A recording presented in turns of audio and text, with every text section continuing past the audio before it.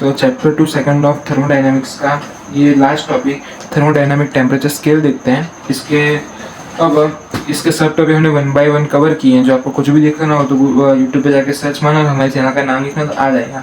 चलिए ये स्टार्ट करते हैं। It is a temperature scale that based on only on the laws of thermodynamics, not on the any particular material like mercury, gas और water. अब ये जो thermodynamic के जो अलग अलग जो लॉज हैं उनसे एक टेम्परेचर स्केल बना है, वो है थर्मोडाइनमिक स्केल, ना कि कोई मर्क्यूरी गैस या वाटर का फिल करके जो हम मेजर करते हैं टेम्परेचर उससे। अब उसका मतलब क्या हुआ कि ये जो scale independent of any substance, यानी वो सब्सटेंस पे डिपेंड नहीं है, और it only depends on heat and work relation. और इस पर भी क्यों डिपेंड है, क्योंकि वो थर्मोडाइनमिक जो लॉ है वो उसके हिसाब से ये काम करेगा इसके लिए। अब इसके यूजेस देखते हैं। In gas thermometer readings depend on type of gas use, so scientist wanted to perfect temperature scale.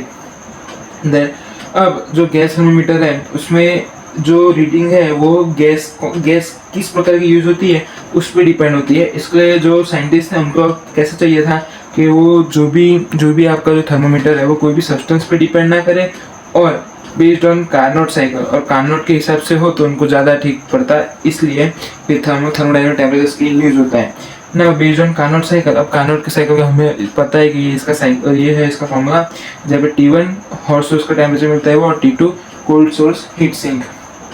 तो इक्वेशन हमें क्या बोलती है कि efficiency is not same for all reversible engines working between same two temperature. Efficiency same, sorry मैंने not same बोला, same होती है अलग अलग।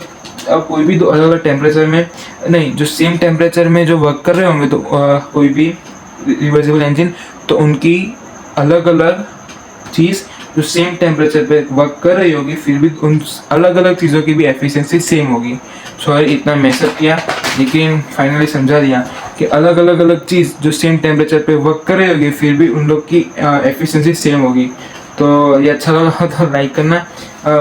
So this temperature T1 and T2 define universal temperature scale और थर्मोडाइनमिक टेम्परेचर स्केल। तो जो T1 और T2 अलग अलग तो टेम्परेचर स्केल में काम करता है उसे हम बोलेंगे थर्मोडाइनमिक टेम्परेचर स्केल।